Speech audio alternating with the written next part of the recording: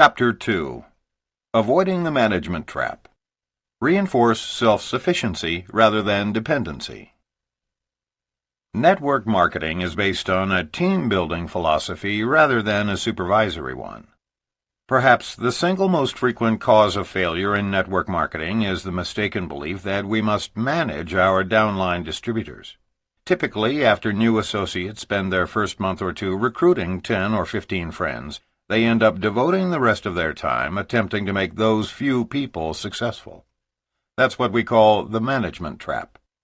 Let us quickly point out that there is a significant difference between managing and supporting a downline organization. Playing caretaker to their organization causes new networkers to spend a disproportionate amount of time on a particular leg or legs of their downline, to the exclusion of everyone and everything else. It creates a false codependency, doing for others instead of teaching and encouraging them to do for themselves. The management trap creates two serious problems for a business builder. First, it produces weak and lethargic distributors because someone else is doing their work for them. Second, while managing others, that networker loses valuable time that could be more wisely invested in prospecting and recruiting new frontline distributors. And remember, new blood is the lifeblood of any organization. Continually sponsoring new associates adds vitality to an entire business. If you stop recruiting before you are earning enough to live comfortably, then you lose valuable ground. And worse, since our business is a business of leading by example, your leaders will emulate you so that everyone ends up managing and no one is prospecting or recruiting. Supporting an organization, on the other hand, is part of the team approach inherent in network marketing. It involves responding to legitimate requests on the part of any and all of your associates to help close a serious prospect or give them encouragement when they are feeling down. In this chapter, we intend to describe the difference between creating dependency in your organization and reinforcing self-sufficiency. It is critical that novice network marketers recognize the difference between productive activity and ineffectual time-wasting practices. Sponsoring family members and building for them. Mark discovered the pitfalls of supervising his family's line the hard way when he recruited his own father. As he tells the story, "It really hurt when my father said, 'Son, you're embarrassing me and ridiculing the family name in Missouri by selling snake oil in one of those damn pyramid scams.' It hurt because I had always loved and respected my father. He never made much money while we were growing up, but he did start his own advertising and public relations firm. He also wrote 2 novels, one of which, Man Trap, became a bestseller in 1948. Dad was a proud man who always told me that integrity is more important than wealth, and to never do business with a man whom you can't trust with a handshake." By the time I was a 16-year-old sophomore at Glendale High School in Springfield, Missouri, Dad left the field of writing novels and magazine articles to launch an advertising agency. I was so proud when he trusted me to go out and solicit clients. He said that if I could get a client to use our agency, he would let me have a shot at writing the copy. I was so enthusiastic that I went charging out and actually obtained a client the first week. The guy's name was Jerry Vaughn, and he was preparing to launch a new pet store in a little shopping center near our home. Somehow, probably on sheer guts and enthusiasm, I convinced him to give me a chance. I went back to Dad's office, scarcely able to contain myself, and broke the good news to him. I don't remember Dad ever really getting too excited about any of my accomplishments, but I could tell he was pleased. For the next several years, I wrote copy and created ads for clients whom I picked up along the way. Some of my ad campaigns were quite well received, while others were not so successful. But through all the years, Dad supported and encouraged me. That is, until 6 months before my graduation. I didn't realize it at the time, but Dad really wanted out of the stress. Apparently, in my ignorance, I failed to see his hope that following college graduation, an event, by the way, that never occurred, I would be interested in becoming his partner, perhaps even one day taking over the entire ad agency. I had other plans. In hindsight, I suppose my pronouncement at our 1971 family reunion that I intended to enter a seminary and ultimately become a minister really caused him pain. I later found out from Mom that he saw it as a real slap in the face after all the years of working together. But that's life. I was to become a minister several years later, after a series of sales jobs. Just about the time my father was accepting my ministry and actually beginning to tell our friends with pride how his son's church was growing, I told him something that would result in our not speaking for nearly a year. I told him on the telephone that I had become a distributor in a new company in the field of network marketing. I'll never forget the uncomfortable 2-minute silence that occurred when I asked, "Dad, can I send you some shampoo and conditioner? I know you're going to love them." Silence. After a couple of minutes that felt like an hour each, I broke the uncomfortable silence by asking him to which address he wished me to mail the shampoo. That's when it hit the proverbial fan. "What the hell, son? You go to seminary, become a minister, now you're quitting that too? You're a quitter. And how could you disgrace the family name by getting into a pyramid?" He abruptly hung up. Naturally, I was miserable with rejection. That all changed, however, when I received an apology call a year later. Dad had heard from my sister that I'd built a sizable downline and was earning more each month than he was earning in a year. He called and congratulated me for my success. Then he came clean about his health. The stress was causing him heart problems, and in addition to apologizing for judging me so harshly, he also intimated that maybe I could help him get out of the rat race of public relations. That was all I needed. The next week I was on a plane to Missouri to sign up my father and get him out of traditional business. I was very excited about the prospect of helping my dad change his life. And the reason I explained our backgrounds here in such detail is to help you understand my reason for wanting so desperately to help him. You see, this was my first experience with the formidable management trap, that is, the supervision of one's downline. Before pointing out my mistakes, I want the reader to fully understand the situation, and I want to do everything possible to help you avoid this devastating trap, because it is very counterproductive and most often leads to failure. Our parents, siblings, and closest friends are usually the ones who lure us into the management trap. I spent 4 months in Springfield, Missouri, helping my father build his organization. The problem was that all Dad's people looked to me for leadership because I was doing everything for him. Not only that, but the rest of my entire group was suffering because I wasn't available to respond to their questions. Those 4 months that I dedicated to managing my father and his entire group were the most counterproductive of my entire career in networking. The only real value to come out of it was that I learned about the devastation of playing nursemaid to one leg of my downline, and began immediately to incorporate it into our training sessions in order to keep others from making the same mistake. When I left Springfield, everything I had built began to crumble immediately. The new people on my father's front line regarded me as their mentor, and when I no longer had time to support them as effectively as I had while living in Springfield, several became despondent and quit in the first month. Dad was frustrated because he had no idea how to lead his people, and they didn't look to him for leadership anyway. I created a cripple of my own father because, for all practical purposes, I became the director of an adult daycare center. But here's the real tragedy. Dad had the ability to succeed dramatically in network marketing.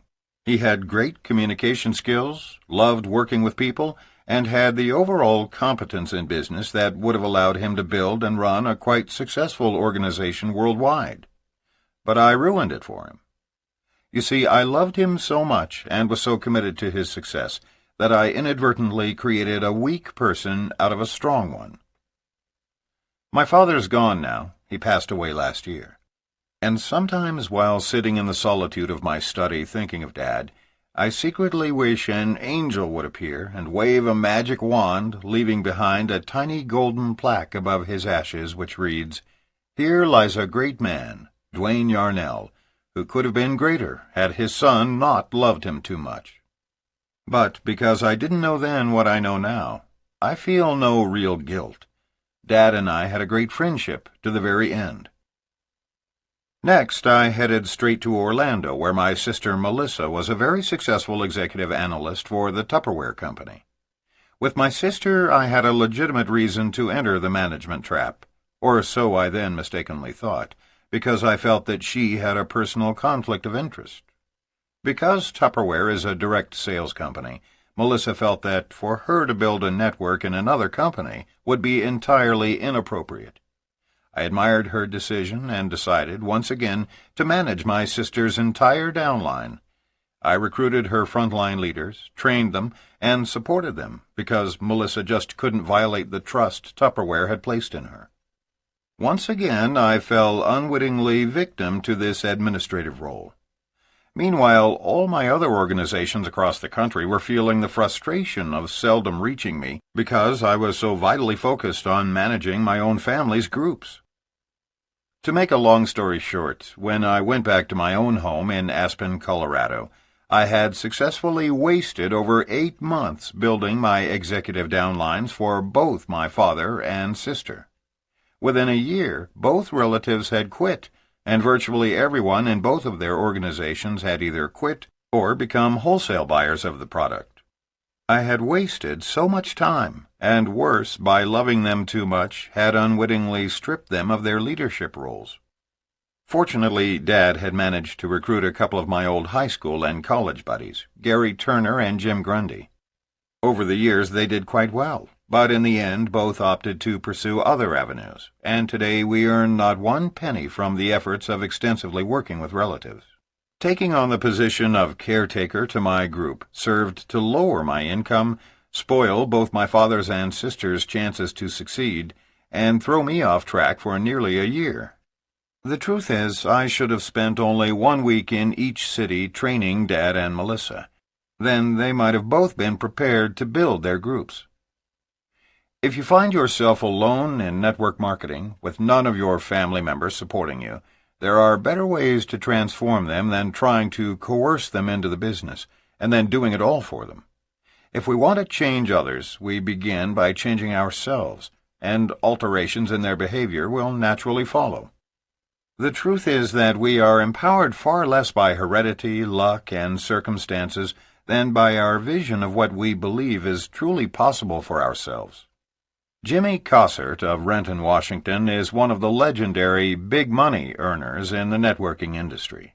But it took an early morning self-evaluation to break an inherited cycle that had predominated in his family for over a century.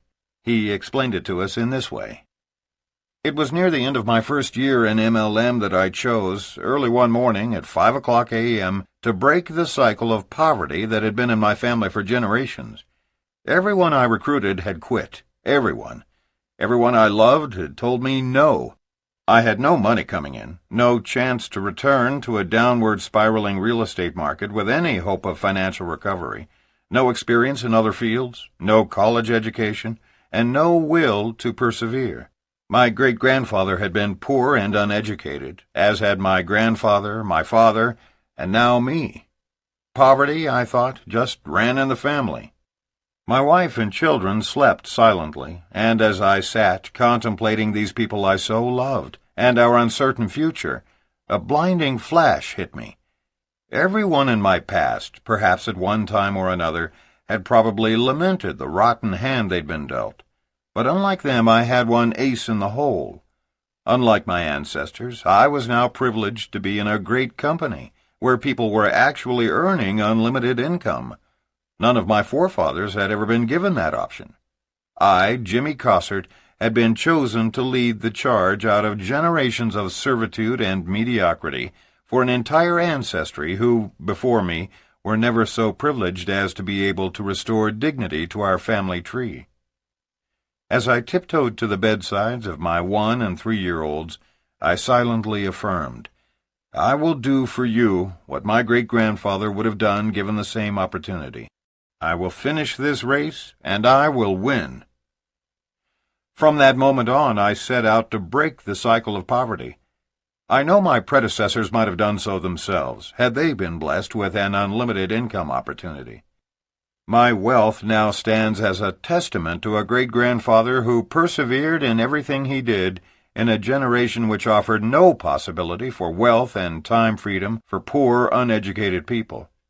None of my kids will ever have to sit in the dark at 5 o'clock a.m. and feel depressed because they're impoverished. Thanks to network marketing, the cycle is now broken. The Messiah Complex.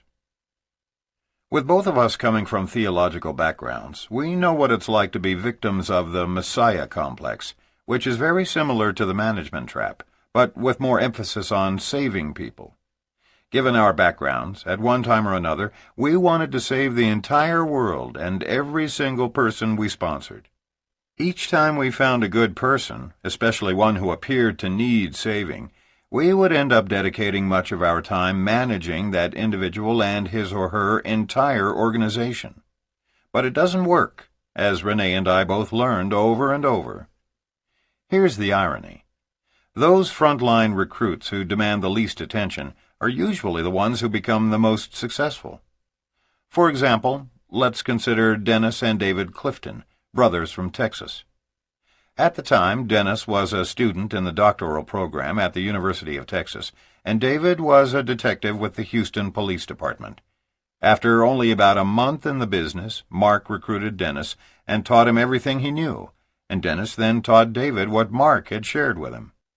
Mark initially thought he had offended them somehow when their phone calls ceased to come daily, but he discovered that they didn't need him like they did in the very beginning.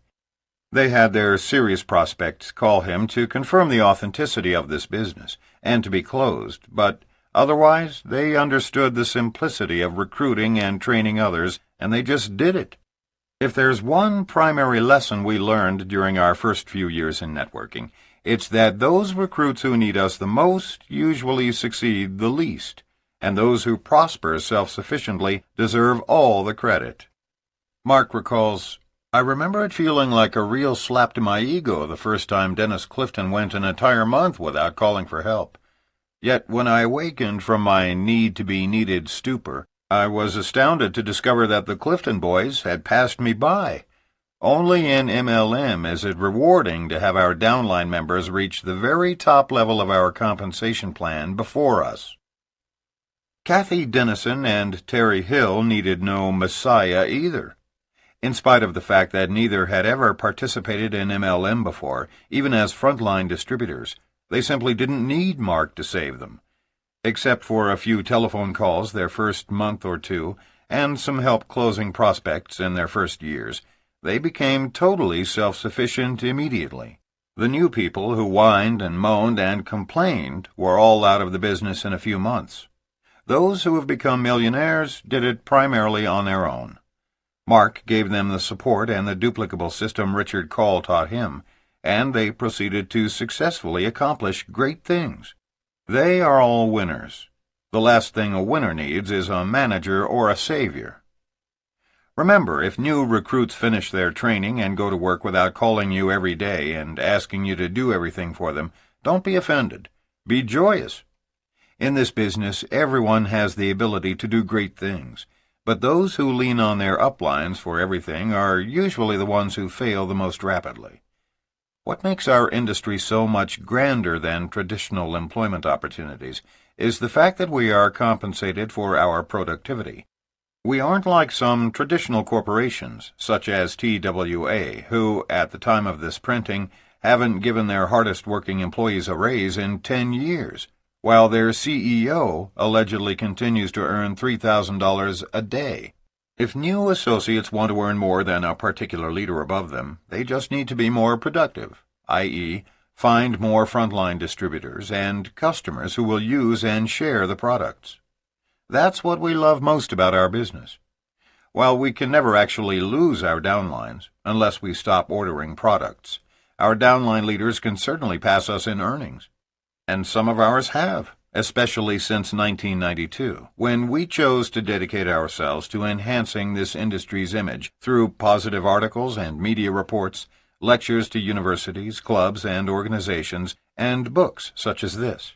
We haven't actively pursued frontline recruiting nearly to the extent we did our first few years because we've elected to use the freedom earned for other causes. Additionally, we are upline leaders to some very sizable international organizations, all of which expect us to be present in their cities at least once a year. We travel extensively in some 20 countries. From Tokyo to Dallas and Sydney to London, we love to spend time with our friends and associates throughout the world. And even now, while we conscientiously avoid sinking into the director's seat, we do nevertheless feel a definite desire to spend quality time in each leader's city. Due to our travel agenda, several key players in our downline, some who have been in the business half as long as us, have become more prosperous. Why? Because they kept on frontline recruiting. That's the primary way to increase income. Yet we still have a significant number of people who deserve to earn more but don't because they are bogged down in the management trap or caught up in the Messiah complex. To be frank, there have been times when people earning $1 million a month, far more than us, question our sanity for choosing to try to elevate the entire industry instead of becoming gazillionaires by continuing to frontline recruit globally. Our response to them is simple. Read Living with Passion by Peter Hirsch. We found our passion. We are irrevocably convinced that network marketing is the very best high-integrity economic system for global solutions to some very pressing problems in such places as third-world countries. And lest you not understand what we mean by pressing problems, we'll give you just one example. It has now been estimated that by the year 2000, some 40 million people worldwide will have died of AIDS, leaving behind some 5 million orphans, 90% of whom live in Africa and other third-world countries. As of this printing, not one agency has yet been created to deal with this problem. There are so many enormous global problems just waiting for us out there. Many network marketers earning millions each year have joined us in projects to make the world a better place. There are indeed things more pressing than becoming excessively wealthy, and we in MLM have the money and time freedom to make a difference. We aren't alone in being plagued with the Messiah complex. Joe Tonita is one idealistic network marketer who, like many, shares this phenomenon. The biggest challenge to me was figuring out who was really going to build a business once they showed an interest. To succeed, one must have belief before evidence. That is, they have to be able to picture themselves there and feel the emotions of it long before it actually happens. I didn't understand that initially, so I simply worked and managed others who were unable to see the end results, and then became quite frustrated when they quit. I wanted everyone to succeed, so I tended to spend too much energy and time helping in whatever manner I could. As a result, I found myself drained of energy and taking their failures personally. I overcame these challenges by learning how to facilitate visionary goal setting, but I'm still very selective about those with whom I choose to work. I realize that my success will be directly related to what I think about the most and where I direct my energy. It's unnecessary to fall into a management mode when what we truly need to do as a leader is provide a duplicable strategy for our new associates, then allow them to create their own success. Joe and Rick Tonita are networkers who are among the top sales leaders in their company in Canada, having now been nearly 20 years with only one company. It is our hope that many more network marketers will be able to say that with pride over the next 20 years. When you find yourself frustrated because your associates are not successful, teach them how to visualize the end result and direct most of your energy toward those who do. Just recruit a few and drive their lines deep. One common misconception in the network marketing industry has led people down into the administration pit. Certain leaders contend that the key to success in our industry is finding 4 or 5 good people, then driving their groups by focusing exclusively on supporting them until they are wealthy, then finding 5 more and doing the same thing. That is the absolute antithesis of what is required to succeed in our profession. The 3 magic words are, go wide fast, Recruit as many frontline distributors each month as you can until you are earning at least $10,000 a month consistently. Then you can relax a bit until you feel refreshed, only to run right back out there into the frontline recruiting trenches. Unfortunately, some well-meaning authors and leaders have done a horrible disservice to our profession by misleading new distributors into believing that success in our industry requires less effort than it really does. People who teach this philosophy do so innocently, because that's what they've been taught through their upline leaders, who learned to do this through books and tapes.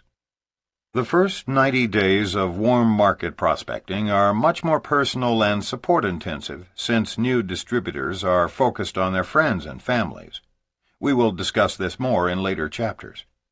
But the truth is that you cannot hope to achieve a tremendous income, like those huge figures the legends in our industry earn, unless you play it as a numbers game, especially once you enter the cold market. Ron Wiggins, who left the shoe business after 11 years to join network marketing at the age of 27, said one of the most important things he learned in his first year is that success defies all logic, so quit trying to figure it out. Just do the numbers, and when prospecting large numbers of people, don't try to tell them everything you know. It's a matter of raising their curiosity, not satisfying it. He goes on, I was doing so much of the wrong, eventually it just started to add up. From all the mistakes I made, I learned and now teach from experience to eliminate logic in your own mind and simply do what's been done by the experts and authorities of the industry, who have already made all the mistakes themselves. You've got to get rid of any personal perceptions you may have and try to accept from the beginning that it's going to be a lot of hard work on a very consistent basis. After a year of hard work, Ron had matched his previous income. Shortly thereafter, his wife, Chris, also left her job, and together, working full-time, they have become one of the top network distributor teams in Dallas.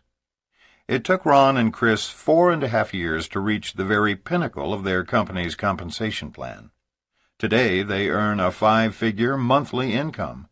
They have utilized their experience to become experts at training and have learned to keep it simple so that their system can be easily duplicated. If network marketers were truly doing the numbers that it takes to succeed, no one would have time to fall into the entrapment of administration. Human nature looks for the line of least resistance, and clearly, it is much easier to work with existing distributors than it is to face the daily rejection that occurs when recruiting new people. Because this is a business of duplication, your people will do what you do. If you manage your downline, so will they. If you spend most of your time prospecting and recruiting, so will they. The secret is not managing your organization. Rather, it's finding leaders who will, in turn, find other leaders. Generally, leaders must be found. They cannot be created. But many people have untapped leadership skills that do not manifest themselves until the timing is right. In order to find those leaders, you must keep prospecting and recruiting, realizing that new blood is the lifeblood of any network marketing organization. Recruiting is the only viable way to offset the inevitability of attrition. This is a numbers game that inevitably becomes a people business once distributors are sponsored into the business, often forging lifetime bonds. It would indeed be wonderful if we could all skip to the bank each month with checks for $10,000 after merely working with a handful of frontline leaders. It is human nature to want to believe that there is an easy way to achieve this goal. We warn you against leaders and authors who grossly and unfairly mislead people by projecting concepts that feel easy and effortless to everybody, yet don't work. Don't be taken in by those who teach management as a philosophy of success, because it is indeed the very cause of as much as 50% of the failures in our industry. Here's the scenario. A new associate is exposed unwittingly to this system, spends a few weeks talking 5 friends into signing up. Then the rest of his or her short career consists of attempting to drag those 5 people over the finish line. Then, the next thing you know, our network marketer is having weekly babysitting sessions in the living room of someone's home. Fortunately for Amway, Two of their biggest leaders saw the folly of this philosophy early on. Because, as leaders, they command so much respect and loyalty from their downlines, they were able to immediately replace this concept with more realistic guidelines by replacing one best-selling book from their sales tool repertoire. We truly believe that one of the several reasons that Amway has continued to grow and become a multi-billion-dollar empire, while none of their competitors have done half as well, is the absence of widespread dissemination of this management philosophy. Their distributors don't try to manage everyone. They continue to place their emphasis on showing the plan, thereby adding new frontline distributors. It is the same with our own downline. Over the years, we have promoted Power Multi-Level Marketing, our book, and All You Can Do by A.L. Williams. Consequently, our most successful leaders continue to recruit large numbers of frontline distributors and teach their people to do the same. Babysitting the downline. Before we met, one of Rene's most promising groups was in Rochester, New York.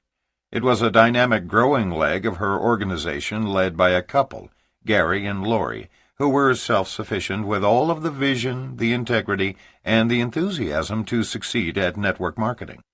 They sponsored a friend named Mike, who was their strongest catalyst. For nearly 2 years, everything went well. Rene traveled there twice a year to work with them, and the rest of the time she supported them with teleconference and speakerphone meetings. There were generally 200 to 300 people in attendance, and the number of emerging leaders was growing with each visit. It was the epitome of how a long-distance networking organization can succeed. Then, almost in a single week, it all changed.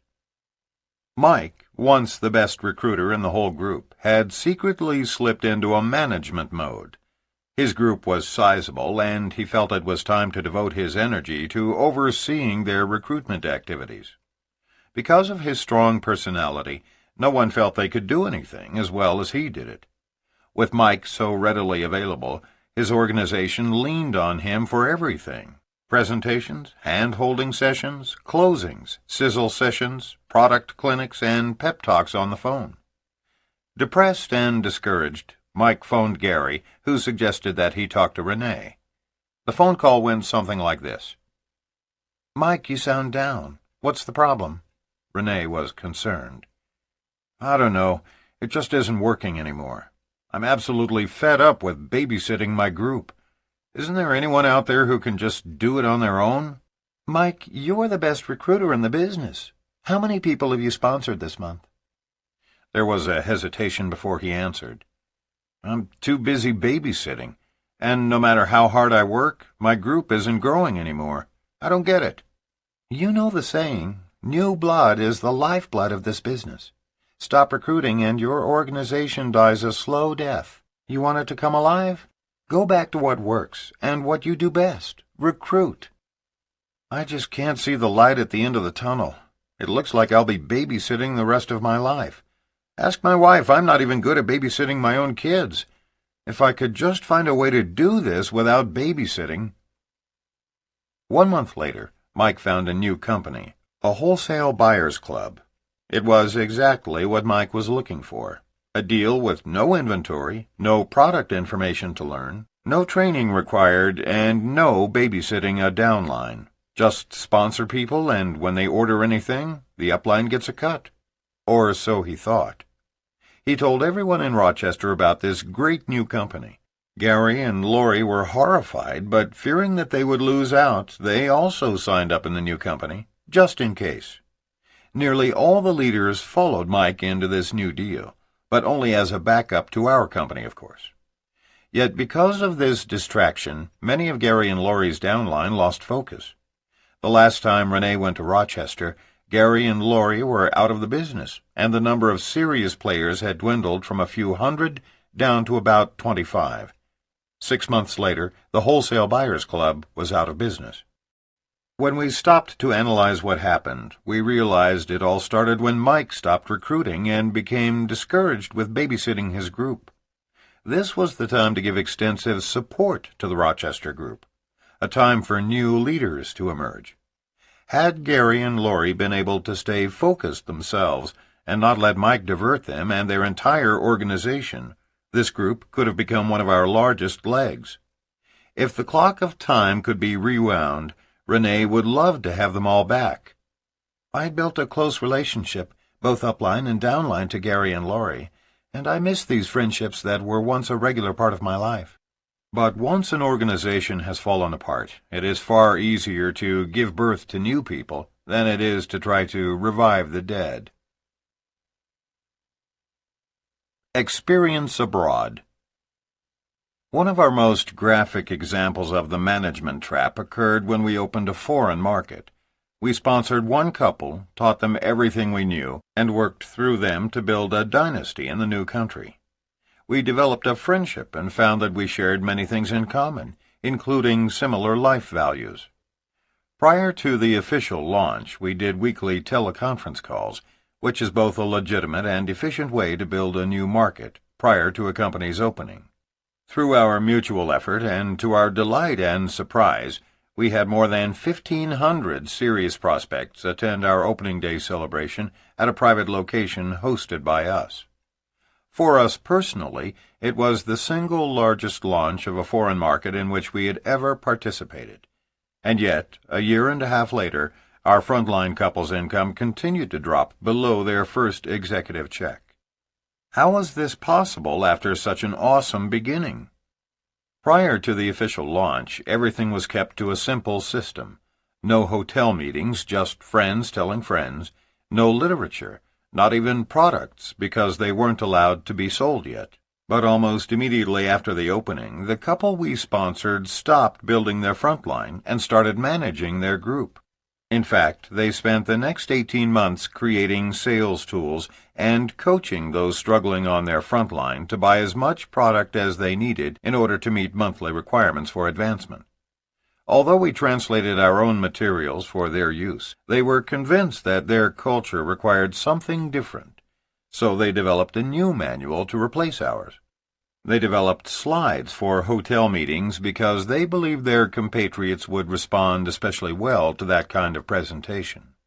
They worked with flip chart presenters and overhead projectors, and then, of course, wound up continually updating all those materials because their downline leaders were never quite satisfied. They traveled all over the country spending money they didn't have to speak at hotel meetings being held by their downline. While serving as administrators to their organization, they had no time left for such mundane activities as frontline recruiting. This couple sponsored 31 people their first month. They sponsored an additional 19 people over the next 4 months. But both of them working full-time sponsored only 6 new distributors over the next 15 months. In other words, they sponsored 50 people the first 5 months, and then, with so much time invested in managing their organization, averaged only 1 new associate every 2.5 months thereafter. This couple was far more achievement-oriented than materialistic, and therefore they were more interested in setting records and receiving recognition than in making money. Their goal was to be the first in their country to reach the maximum recognition level in our company. They achieved their goal, only temporarily, but their entrance into the management trap ruined what should have been our greatest income-producing leg. The couple quit in frustration. To this day, they blame it all on the compensation plan, the product pricing, and the failure of the industry in that country. They worked as hard as any 2 people have ever worked in network marketing. But it wasn't the cost of merchandise that led to their failure, nor was it the company's remuneration method or the inadequacy of network marketing in that part of the world. It was caretaking their organization, combined with their futile need to be first, that brought them down. Their downfall began their 5th month in the business when they stopped recruiting frontline. The good news is that this is not the end of the story. 2 other top leaders followed them out of the business. But at the request of some of the emerging leaders in this group, we are continuing to work with them. They have learned the hard way this lesson of trying to watchdog their groups and have gone back to basics, building a small customer base, prospecting, going wide on their front lines, working a simple, easily duplicated system out of their homes. We believe in this group and in its leadership, and are convinced that this time they are on track to set both economic and industry records in their country. It's crucial to learn from other people's mistakes, so pay close attention to this story. If you stop building your front line before you have a solid income, you will fail in this business. No one can succeed by sponsoring only one new distributor every 2.5 months. And even worse, by your example, you will teach your people to do the same. Full-time network marketers recruit for a minimum of 2 to 3 years before they can slow down. For part-timers, it takes longer than that. Set your sights on the goal, strive consistently to meet the steps outlined in your business plan, and don't look for excuses. Whatever it takes, just do it. The Piano Story. We have a story we like to share with people early in their careers. It's a great illustration that may help you in training and supporting your own organization. Imagine an audience of 500 people seated before a stage with a grand piano. Suddenly, out walks a person who has never had even one lesson and knows nothing about music. After the applause dissipates, he very aggressively begins to bang out horrible combinations of sounds that literally hurt one's ears. At first, the audience glances around the room in utter shock and disbelief. Following a full 10 minutes of pathetic piano beating, the audience begins to boo and hiss. Within a couple of minutes, their boos drown out the performer, who calmly stands, bows, and walks off. As the hacker exits, a pianist with 30 years' experience enters from the other side of the stage. He methodically and flawlessly plays a beautiful Mozart concerto. When he's finished, the crowd leaps to its feet and gives him a thunderous ovation as he bows 2 or 3 times, then exits the stage. In the dressing room, the expert pianist notices that the first performer is gently humming to himself and adjusting his tie before leaving. Although the expert pianist is somewhat embarrassed to bring up the subject, his curiosity finally gets the best of him. He smiles in the mirror at the first performer and asks a question. "Forgive me for intruding, but I notice you aren't particularly offended by what just happened out there. I have to ask you, what's it like to be booed off a stage? I mean, isn't it horribly degrading?" The gentleman turns around so that he is facing the pianist, and with all seriousness responds, "Oh no, I didn't take it personally. It was the piano." Perhaps one of the most interesting elements of human nature is our tendency, and to a greater or lesser degree we all possess it, to place blame elsewhere. The truth is, while many people criticize our industry after they fail, it's not the fault of the industry. As in the preceding story, a poor musician can't legitimately blame the piano for his lack of talent. You may want to remember this story and share it with new distributors. The buy-in. Of all the possible fiascos stemming from the management trap, buying in for your downline or teaching them to do this for their distributors is the worst. Marketers who get caught spending more time managing than recruiting often get snared into this trap, which has serious legal consequences. And when law enforcement goes after a buy-in pyramid deal, we all look bad by association. Success in network marketing results from the creation of real volume as opposed to promotional volume. Real volume is produced from orders of satisfied customers and distributors who use and love the products or services, ordering them month after month, thus creating long-term stable sales volume in that organization. It is the most important type of volume because it represents money spent by bona fide customers for items that their families consume and then reorder. Promotional volume results from multiple product packages that are ordered by distributors who may be attempting to buy their way to the next level, or intend to use these packages to get their new distributors started in the business. Buying in will always backfire with distributors who simply cannot afford it and have no legitimate outlet for moving the products. When new associates join your organization and have definite prospects to whom they know they can sell their starter packages, Promotional volume can be a valuable tool for creating the often needed initial volume swell to get distributors through qualification requirements. But first-year networkers often get confused by this sudden spurt of success and start thinking that they have created a solid flow of volume throughout their organization. Promotional volume does not result in a stable organization. Both types of volume serve their purpose in network marketing, but the majority of new distributors will benefit from being introduced to a low-cost product starter package consisting of products, training, or services they will personally use, which is the essence of starting people in our business.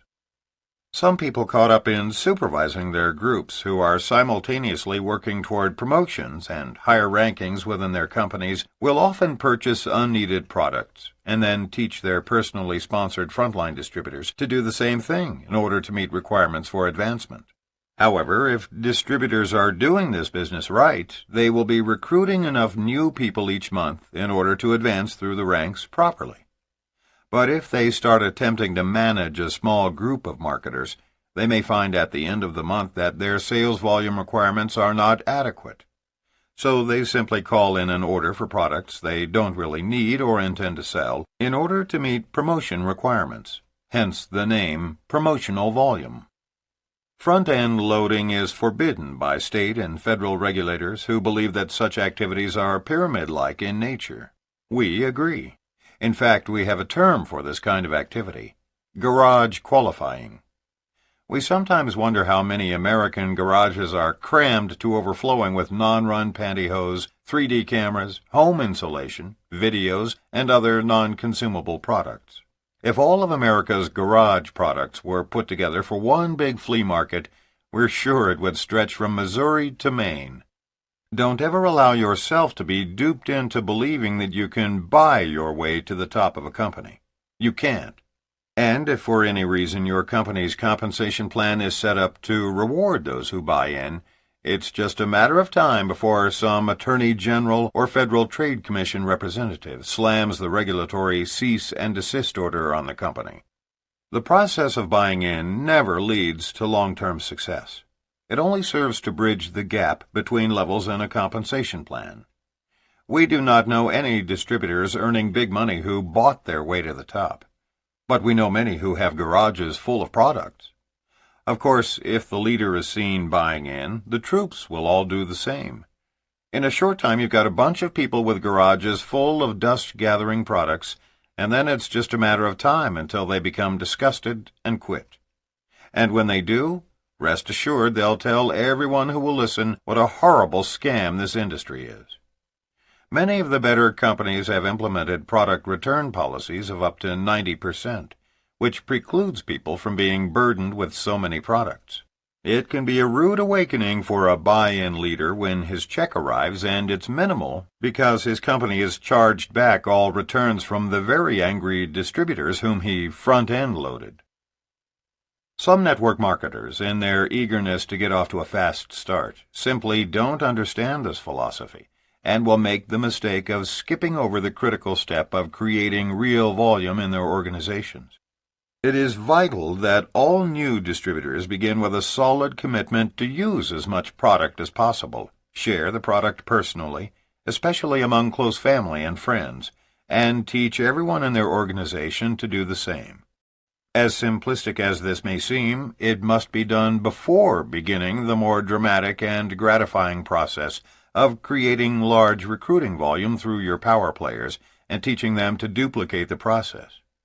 It is the balance of both types of volume, promotional, to propel you into success in the early days, and real, to stabilize your volume and provide ongoing residual income that results in the long-term success we all desire. Promotional volume is extremely valuable, but your business can survive without it. However, failure to create real volume can lead to the eventual stagnation and collapse of your organization. Just give me your list and I'll do all the work. In early 1990, Mark recruited a man whose father-in-law owned the largest citrus company in the South and had access to the most prestigious office address in Florida. Their boardroom on the 55th floor overlooked the ocean and had seating for 300. We'll call these distributors by the names of Jeff and Mary. Jeff and Mary had a Rolodex of over 5,000 people, many of whom were small business owners and most of whom were entrepreneurs. Although Jeff and Mary had thousands of people to prospect, they fell victim to running an adult daycare center to which anyone in their organization could send prospects. Mark didn't fully understand the whole problem until it was too late. All he saw were the numbers, and their volumes looked great. Unfortunately, Jeff and Mary began managing their organization prematurely, and the group decreased in size from 3,000 to 500 people. Here's what went wrong.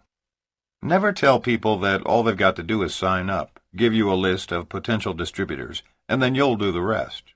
It doesn't work. Jeff signed up 10 people on his front line, then immediately told these men and women, some of Miami's real movers and shakers, to start sending prospects to his weekly meetings conducted exclusively on the top floor of their corporate building. He explained that he and Mary had the time to do the meetings and train the distributors, and that his people would merely need a wheelbarrow to take to their mailbox each day in order to carry all the money. For 2 months, everything went fine.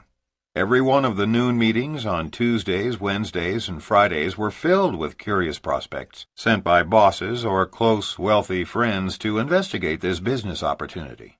By the middle of the second month, Mary also had to launch Monday and Thursday meetings, and by the end of the next month, those too were filled. Many prospects were signing up, and their weekly volumes, in starter kits alone, were going through the ceiling. But everything changed the Monday that they announced that people were going to have to start doing their own presentations at their own homes in order to take care of the spillover. Just imagine the chaos. To begin with, Jeff had trained no one to do anything except send him leads, and none of the frontline people who had signed up under his 10 personally sponsored folks had been trained to do anything but send in their prospects. Simply put, in month 3, Jeff and Mary were so caught up in the muck and mire of the management trap that they couldn't move in any direction. Some new distributors were saying they'd been misled and demanded their money back. Some were angry that they hadn't yet met qualification requirements. After all, they'd been sending Jeff and Mary leads for 80 days. Where was this $15,000 a month they'd heard about? One small group revolted and went to another office complex to begin their own meetings, but no one wanted to go there or send their people because the leader wasn't as good a speaker as Jeff, and they complained that the office wasn't as attractive. 2 couples got together and hired an attorney on a contingency basis and filed a misrepresentation/fraud case against Jeff, who then had to spend countless hours preparing for depositions. Mary and Jeff, without Mark's presence in Florida to supervise what they were doing wrong, purposefully hid from him the system they were using. They knew he deplored big recruiting meetings, that he spoke against offices, that he taught everyone to avoid babysitting distributors at all costs. They fully understood his go wide fast advice, putting as many people on one's front line as possible until wealth had been achieved. Yet they fell victim to the management trap. Had Mark been in Florida instead of Austin, Texas, he might have been able to steer them right. Or, had they been honest about their methods, he could have salvaged the situation. All he heard about were the many great people they were recruiting and all the great volumes being achieved. By the time he discovered the truth, it was too late, for they had both mentally and emotionally burned out. Within 5 months of the day that Mark sponsored Jeff and Mary, they were selling everything but their clothes and leaving town humiliated. Mary's father had virtually disowned the 2 of them for embarrassing an old-money family in the Deep South, where image is everything. And we can tell you unequivocally that with their talent, and with all the names in their Rolodex of reputable entrepreneurs whom they knew on a first-name basis, all they had to do to succeed was teach the big hitters to begin with their 25 prime contacts, do in-homes, and go wide fast. Those 3 magic words are synonymous with building your front line, not your depth, as quickly as you can. The depth takes care of itself with sufficient numbers and width. Jeff and Mary needed to do only 2 simple things in order to avoid their problems and ultimately become successful. First, look for close friends who were entrepreneurial types, ready for change and fed up with stress, and then show them by example the wonderful simplicity of in-home recruiting meetings. Second, do the first couple of meetings for each new distributor, then cut the cord, thus enabling their distributors to become leaders themselves. Ours is a business of leaders building their front lines and teaching their people to do the same. Those with leadership ability will seek out other top leaders to mentor them and give them help in closing serious prospects. It is in this way that genuine support is given. Rather than working your new associates list, teach your distributors how to work their own. They can come to you for support, that is, assistance in closing, after their prospects have been shown the presentation. How do you support a large group, you may ask? By teaching them 3 words. You call me. And when those calls come, be there for them. Be there to render moral support, coaching assistance, help in closing prospects. But don't do for them what they must do for themselves. They must prospect, recruit, and train their own frontline associates. Quit or take it to the moon. The truth is that success in our industry does not result from extensive management. Success comes from a person with leadership skills having the vision, enthusiasm, and willingness to recruit other frontline leaders who, in turn, use and share the products or services. Then simply teach them to duplicate the process. Larry Pepe was a new networker who experienced a series of nightmares starting up his business. His sponsor quit almost immediately. His upline executive tried to talk him out of going forward on the accelerated program. Of his first 23 distributors, 22 quit, and of his first 3 in qualification, all failed. One of his gold stars was arrested 1 month before becoming his first executive. Another turned out to be a con man who was being sued for fraud, and a heavy hitter from Australia was diagnosed with terminal cancer. All of this in the first 3 months of Larry's new network marketing business. Then came the crowning blow. The upline leader who had supported him called to say she would not be available for a while because of personal problems that she needed to resolve. Larry remembered sitting on the edge of his bed after hanging up the phone, staring blankly into space, thinking, God is testing me. This is it. I either quit or become a leader right now and take this thing to the moon. A few minutes later, his mother called and said, for the life of her, she couldn't understand why a talented young attorney with a master's degree in clinical psychology, who owned a successful business, would give all of that up to be a vitamin salesman. Larry is convinced that all of those experiences, especially being left on his own, which forced him to become a leader to his organization, were the best things that ever happened to him in business. He went to work frontline recruiting and refused to slow down until he achieved his first goal. Today, he and his upline leader work closely together, and she fondly refers to him as Hercules. And the best part, says Larry, is, my mom doesn't think of me as a vitamin salesman anymore. Thank God for small miracles. This story teaches us that we need not be managers, and demonstrates that people who have the will to succeed will succeed, regardless of the circumstances. Summary. Managing an organization is a time-wasting practice that does for others what they should be doing for themselves, thereby creating codependency. Supporting the members of your group means being there for them when they call to ask for guidance, moral support, or request that you talk to one of their serious prospects. Managing organizations for our families and friends often causes the very people we love most to fail. Practicing a management mode is counterproductive for both those being managed and those doing the managing. We are empowered far less by heredity, luck, and circumstances than by our vision of what we believe is truly possible for ourselves. Don't be offended. Be joyous when new recruits finish their training and go to work without calling you every day and asking you to do everything for them. In this business, everyone has the ability to do great things, but those who lean on their uplines for every single thing are usually the ones who fail. What makes our industry so much grander than traditional employment opportunities is the fact that we are compensated ethically and generously for our productivity. If new associates want to earn more than the leader above them, they just need to be more productive, i.e., recruit more active frontline distributors and customers than do their uplines. If you become frustrated because your associates are not successful, teach them to visualize the end result and direct most of your energy toward those who do. Because this is a business of duplication, your people will do what you do. If you manage your downline, so will they. If you spend most of your time prospecting and recruiting, so will they.